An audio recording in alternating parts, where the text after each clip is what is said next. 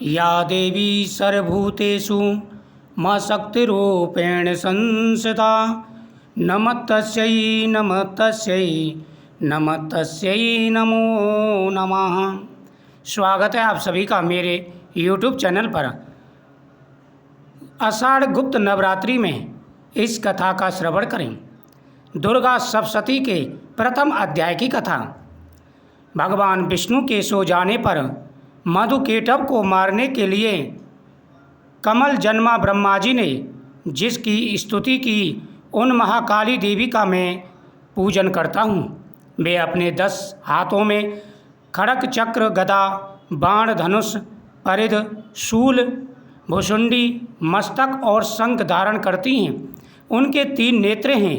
वे समस्त अंगों में दिव्य आभूषणों से सुशोभित हैं। उनके शरीर की कांति नीलमणि के समान है। वे 10 मुखों और 10 पैरों से युक्त हैं। श्री मार्कंडे जी बोले, सूर्य के पुत्र सारवणी जो 8वें मनु कहे जाते हैं, अब उनकी उत्पत्ति की कथा विस्तार पूर्वक कहता हूँ। सूर्य कुमार महाभाग सारवणी भगवती माँ माया के अनुग्रह से जिस प्रकार मनंतर के स्वामी हुए वही प्रसंग सुनाता हूँ। पूर्व काल की बात है। स्वरोचित मनंतर में राजा सुरथ थे जो चैत्र वंश में उत्पन्न हुए थे। उनका समस्त भूमंडल पर अधिकार था। वे प्रजा का अपने पुत्र पौत्रों की भांति धर्मपूर्वक पालन करते थे। तो भी उस समय कौलाविंदसिनी नाम के क्षत्रिय उनकी शत्रु हो गई। राजा सुरथ भी दंड नीति बड़ी प्रबल थी। उनका शत्रुओं के साथ संग्राम हुआ। कौला विंध्वंसी संख्या में कम थे तो भी राजा सुरथ युद्ध में उनसे परास्त हो गए। तब ये युद्ध भूमि से अपने नगर को लौट आए और केवल अपने देश के राजा होकर रहने लगे। किंतु वहाँ भी उन प्रबल शत्रुओं ने उस समय महाभाग राजा सुरथ पर आक्रमण कर दिया। राजा का बल कम हो चुका था, इसलिए उनके दुष्ट बलवान एवं दुरात्मा मंत्रियों ने वहाँ उनकी राजधानी में भी राजकीय सेना और खजाने को छीन लिया। राजा सुरथ का प्रभुत्व नष्ट हो चुका था, इसलिए वे शिकार खेलने के बहाने घोड़े पर सवार होकर वहाँ से अकेले ही घने जंगल में चले गए। वहाँ उन्होंने मेधा मुनि का आश्रम देखा, जहाँ बहुत से हिंसक जीव अपनी स्वाभाविक हिंसा वृत्ति छोड़कर परम शांत भाव से रहते थे। मुनि के बहुत से शिष्य उस वन की शोभा बढ़ा रहे थे। वहाँ जाने पर मुनि ने उनका सत्कार किया और वे उन मुनि श्रेष्ठ के आश्रम पर इधर उधर विचरणते हुए कुछ समय तक रहे। फिर ममता के वशीभूत होकर वहाँ इस प्रकार चिंता करने लगे, पूर्व काल में मेरे पूर्वजों ने जिसका पालन किया था वही नगर आज मुझसे रहित है। पता नहीं मेरे दुराचारी व्रतगण उसकी धर्मपूर्वक रक्षा करते हैं या नहीं। जो सदा मद की वर्षा करने वाला और शूरवीर था वह मेरा प्रधान हाथी अब शत्रुओं के अधीन होकर ना जाने किन भोगों को भोगता होगा। जो लोग मेरी कृपा धन और भोजन पाने से सदा मेरे पीछे पीछे चलते थे वे निश्चित ही अब दूसरे राजाओं का अनुसरण करते होंगे। राजा का सब कुछ चला गया, लेकिन मोहवश राजा इसी प्रकार से सोच रहा था। उन अव्यायी लोगों के द्वारा सदा खर्च होते रहने के कारण अत्यंत कष्ट से इकट्ठा किया हुआ मेरा वह खजाना खाली हो जाएगा। इस प्रकार से तथा और भी कई बातें राजा सुरथ निरंतर सोचते रहे। एक दिन उन्होंने वहाँ मेधा ऋषि के आश्रम के निकट एक वैश्य को देखा और उससे पूछा, भाई तुम कौन हो? तुम्हारे यहाँ आने का क्या कारण है? तुम क्यों शोकग्रस्त हो और खिन्न चित्त दिखाई देते हो? यानी राजा जब अपने बारे में सोच रहा था, मेरे खजाने का क्या होगा, मेरी प्रजा का क्या होगा, उसी समय राजा की नज़र एक वैश्य पर पड़ी और वैश्य भी बड़े शोकाकुल होकर के बैठा था। राजा सुरथ ने उससे पूछा कि भाई तुम कौन हो और ऐसे शोकग्रस्त होकर के क्यों बैठे हो? राजा सुरथ का यह प्रेम पूर्वक कहा हुआ वचन सुनकर वैश्य ने विनीत भाव से उन्हें प्रणाम करके कहा। वैश्य बोला, हे राजन, मैं धनकों के कुल में उत्पन्न हुआ समाधि नामक वैश्य हूँ। मेरे दुष्ट स्त्री पुत्रों ने धन के लोभ से मुझे घर से बाहर निकाल दिया है। मैं इस समय धन, स्त्री और पुत्रों से विहीन हूँ। मेरे विश्वसनीय बंधुओं ने मेरा ही धन लेकर मुझे दूर कर दिया, इसलिए दुखी होकर मैं वन में चला आया हूँ। हे राजन, मेरे अपनों ने ही मेरा सब कुछ छीन लिया। यहाँ रहकर मैं इस बात को नहीं जानता कि मेरे पुत्रों की, स्त्री की, स्वजनों की कुशल है या नहीं। इस समय घर में वे कुशल से रहते हैं या नहीं, उन्हें कोई कष्ट तो नहीं है। वे मेरे पुत्र कैसे हैं, क्या वे सदाचारी हैं अथवा दुराचारी हो गए। राजा ने पूछा, जिन लोभी स्त्री पुरुष आदि ने धन के कारण तुम्हें घर से निकाल दिया, उनके प्रति तुम्हारे चित्त में इतना स्नेह क्यों उत्पन्न हो रहा है। राजा को अचंभा हुआ। राजन कहा, जिनने लोभ के वश में आकर के तेरे स्त्री पुरुषों ने, तेरे बंधुजनों ने तुझे निकाल दिया और तुम उनके ही चिंता में यहाँ पर शोकग्रस्त क्यों बैठे हो। इतना स्नेह तुम्हारे हृदय में क्यों उत्पन्न हो रहा है। वैसे बोला, आप मेरे विषय में जो कहते हैं वो सब ठीक है, किंतु क्या करूं, मेरा मन निष्ठुरता धारण नहीं करता। जिन्होंने धन के लोभ में पड़कर पिता के प्रति स्नेह, पति के प्रति प्रेम तथा आत्मीय जनों के प्रति अनुराग को तिलांजलि दे मुझे घर से निकाल दिया, उन्हीं के प्रति मेरे हृदय में इतना स्नेह। महामते, गुणहीन बंधुओं के प्रति भी जो मेरा चित्त है, इस प्रकार मेरा प्रेम उनकी तरफ ज़्यादा बढ़ता ही जा रहा है। इस बात को मैं जानकर भी नहीं जान पाता, उनके लिए मैं तीव्र श्वास ले रहा हूँ।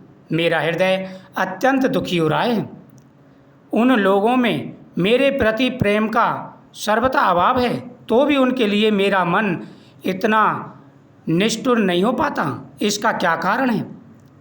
श्री मार्कंडेय जी बोले, हे ब्राह्मण, तदंतर राजाओं में श्रेष्ठ सुरथ और वह समाधि नामक वैश्य दोनों साथ साथ मेधा मुनि की सेवा में उपस्थित हुए और उनके साथ यथा योग्य न्यायकूल विनयपूर्वक व्यवहार करके बैठ गए। तत्पश्चात वैश्य और राजा ने वार्तालाप आरंभ किया। राजा ने कहा, भगवान, मैं आपसे एक प्रश्न पूछना चाहता हूँ, कृपा करके मुझे बताइए। मेरा चित्त अपने अधीन न होने के कारण यह बात मेरे मन को बहुत दुख देती है। जो राज्य मेरे हाथ से चला गया, यानी राजा और वैश्य दोनों मेधा ऋषि के सामने आए और अपनी चिंता उनके सामने बोली। जो राज्य मेरे हाथ से चला गया, उसमें और उसके संपूर्ण अंगों में मेरी ममता बनी हुई है। हे मुनिश्रेष्ठ, यह जानते हुए भी कि वह अब मेरा नहीं है, अज्ञानी की भांति मुझे उसके लिए दुख होता है, ये क्या है। इधर यह वैश्य भी घर से अपमानित होकर आया है। इसके पुत्र, स्त्री और नौकरों ने इसे घर से निकाल दिया। स्वजनों ने भी इनका परित्याग कर दिया, तो भी यह उनके प्रति अत्यंत स्नेह रखता है। इस प्रकार यह यथा में दोनों बहुत दुखी हैं। इसमें प्रत्यक्ष दोष देखा गया है। उस विषय के लिए भी हमारे मन में ममता जनित आकर्षण पैदा हो रहा है। हे माँ भाग, हम दोनों समझदार हैं, तो भी हमसे जो मोह पैदा हुआ है, ये हमारी समझ में नहीं आता। विवेक शून्य पुरुष की भांति मुझसे और इसमें भी यह मूढ़ता प्रत्यक्ष देखी गई है। ऋषि बोले, हे राजन, विषय मार्ग का ज्ञान सब जीवों को है।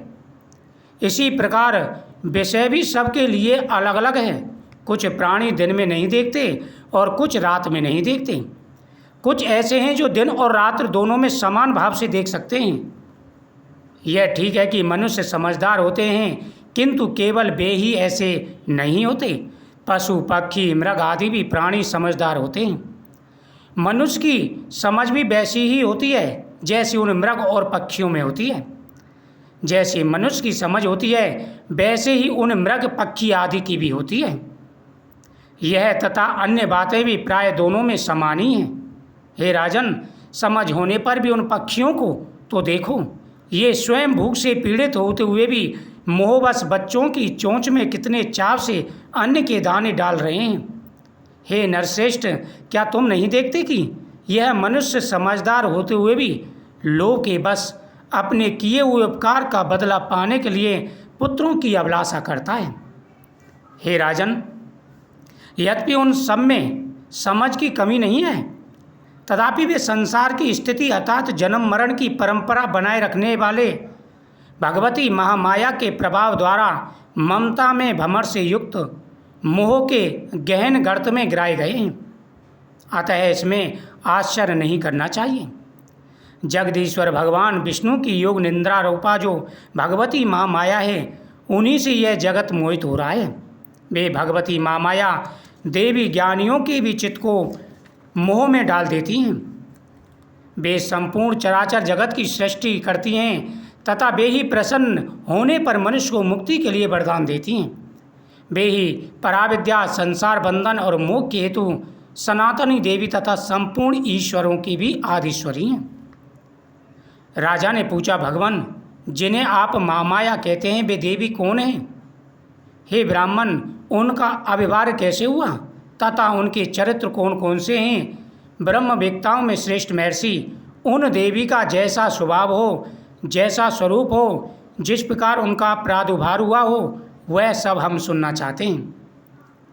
ऋषि बोले, राजन, वास्तव में तो वे देवी नित्य स्वरूपा हैं। संपूर्ण जगत उन्हीं का रूप है तथा उन्होंने समस्त विश्व को व्याप्त कर रखा है। तथापि उनका प्राकट्य अनेक प्रकार से होता है। वह मुझसे सुनो, वे नित्य और अजन्मा हैं, तब भी सब देवताओं का कार्य सिद्ध करने के लिए प्रकट होती हैं। उस समय लोक में उत्पन्न हुई कहलाती हैं। कल्प के अंत में जब संपूर्ण जगत एकावर्ण में लीन हो रहा था और भगवान विष्णु शेषनाग की शैया बिछाकर योग निंद्रा का आश्रय ले रहे थे, उस समय उनके कानों के मैल से दो भयंकर असुर उत्पन्न हुए, जो मधु और केटव के नाम से विख्यात थे। वे दोनों ब्रह्मा जी का वध करने को तत्पर हो गए। भगवान विष्णु के नाभि कमल में विराजमान प्रजापति ब्रह्मा ने जब उन दोनों भयानक असुरों को अपने समीप पाया हुआ और भगवान को योग निंद्रा में देखा, तब एकाग्रचित होकर उन्होंने भगवान विष्णु को जगाने के लिए उनके नेत्रों में निवास करने वाली योग निंद्रा का पूजन आरंभ किया, स्तुति आरंभ की, जो इस विश्व की आदिश्वरी, जगत को धारण करने वाली, संसार का पालन और संहार करने वाली तथा तेज स्वरूपा भगवान विष्णु की अनुपम शक्ति हैं। उन्हीं भगवती निंद्रा देवी की मैं स्तुति करता हूँ। ब्रह्मा जी बोले, देवी, तुम्ही स्वाहा, तुम्ही स्वधा और तुम्ही वष्टकार हो। स्वरों ही तुम्हारे ही स्वरूप हैं। तुम्ही जीवनदायिनी सुधा हो। नित्य अक्षर प्रमण में अकार, उकार, मकार, इन तीनों मात्राओं में तुम्ही स्थित हो तथा तीनों मात्राओं के अतिरिक्त जो बिंदु रूप नित्य अर्ध मात्रा है, जिसका विशेष रूप से उच्चारण नहीं किया जा सकता, वह भी तुम ही हो। हे देवी, तुम्हारी संध्या सावित्री तथा परम जननी हो। देवी, तुम ही इस अखिल ब्रह्मांड को धारण करती हो। तुमसे इस जगत की सृष्टि होती है, तुम ही से इसका पालन होता है और सदा तुम ही कल्प के अंत में सबको अपना ग्रास बना लेती हो। हे जगत जननी, इस जगत की उत्पत्ति के समय तुम सृष्टि रूपा हो, पालन करने में स्थिति रूपा हो तथा कल्पांत के समय संगार रूपा धारण करने वाली तुम ही हो। तुम ही महाविद्या, महामाया, महामेधा, महास्मृति, महामोह रूपा महादेवी और महासुर हो। तुम ही महासुरा हो। तुम ही तीनों गुणों को उत्पन्न करने वाली प्रगति हो। भयंकर कालरात्रि, महारात्रि और मोहरात्रि भी तुम ही हो। तुम श्री, तुम ही ईश्वरी, तुम ही ह्रीम और तुम ही बोध स्वरूपा बुद्धि हो। लज्जा, तुष्टि, पुष्टि, शांति और क्षमा तुम ही हो। तुम खड़क धारणी, शूल धारणी, घोर रूपा तथा गदा, चक्र, शंख और धनुष धारण करने वाली हो। तुम सौम्य और सौम्यतर हो। इतना ही नहीं, जितने भी सौम्य एवं सुंदर पदार्थ हैं, उन सब की अपेक्षा तुम अधिक सुंदर हो और अपर सबसे परे रहने वाली परमेश्वरी तुम ही हो। सर्वरूपा देवी, कहीं भी सत असत रूप जो कुछ वस्तुएं हैं, उन सब की जो शक्ति है वह तुम ही हो। ऐसी अवस्था में तुम्हारी स्तुति क्या हो सकती है? जो इस जगत की सृष्टि, पालन और संहार करने वाली है, उन भगवान को भी जब तुमने निंदा के अधीन कर दिया, तब तुम्हारी स्तुति करने में यहाँ कौन समर्थ है? मुझको भगवान शंकर को तथा भगवान विष्णु को भी तुमने शरीर धारण कराया है, अतः तुम्हारी स्तुति करने की शक्ति किसमें है? हे देवी, तुम तो अपने इन कृपालु प्रभावों से ही प्रशंसा के योग्य हो। श्री मार्कंडेय जी बोले, हे राजन, जब ब्रह्मा जी ने वहाँ मधु और केटव को मारने के उद्देश्य से भगवान विष्णु को जगाने के लिए तमोगुणी की अधिष्ठात्री देवी योग निंद्रा की इस प्रकार स्तुति की, तब वे भगवान के नेत्र, मुख, नासिका, बाहों, हृदय और भक्ति स्थल से निकलकर ब्रह्मा जी की सृष्टि के समक्ष खड़ी हो गईं।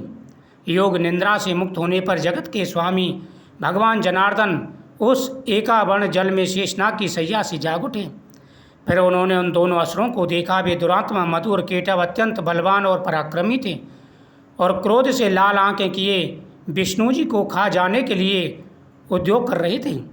तब भगवान श्री हरि ने उठकर उन दोनों के साथ 5000 वर्षों तक केवल बाहों युद्ध किया। वे दोनों भी अत्यंत बलवान और महान तेजस्वी थे।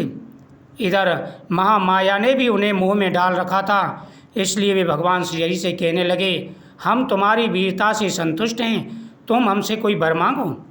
श्री भगवान बोले कि हे मधु और केटव, इस प्रकार राक्षसों के कहने पर भगवान विष्णु बोले, यदि तुम दोनों मुझ पर प्रसन्न हो तो अब मेरे हाथों से मारे जाओ, बस इतना सा ही मैं वर चाहता हूँ, यहाँ अन्य किसी वर से क्या लेना है।